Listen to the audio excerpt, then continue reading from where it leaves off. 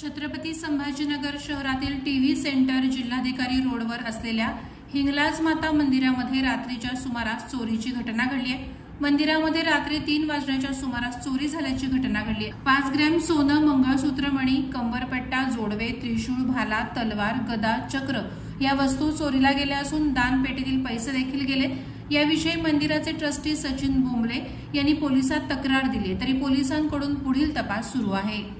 मंदिर उघड होतं, मग पाहिलं तर चोरी सारखं झालं। मी लगेच पोलीस स्टेशनमधून साहेबाला सांगितलं, तर इथल्या 5 ग्रॅमचं मंगळसूत्र गेलं, चांदीचं हे गेलं, आपलं गदा, तलवार, भाला, अजून काय काय गेलं, आणि दानपेटीतून काही पैसे गेले।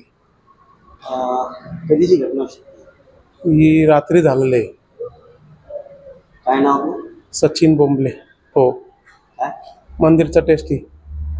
आज दिनांक 27/11/2024 मध्यरात्री 3 वाजेच्या सुमारास काही 2 अज्ञात चोरट्यांनी टीव्ही सेंटर परिसरातील हिंगलाज माता मंदिर या ठिकाणी मंदिराचे शटरचे लॉक तोडून व मंदिराचे गेटचे लॉक तोडून त्याच्यात मग देवीचे मंगळसूत्र व काही दानपेटीतली रोख रक्कम, चिल्लर रोख रक्कम ही चोरून नेली आहे।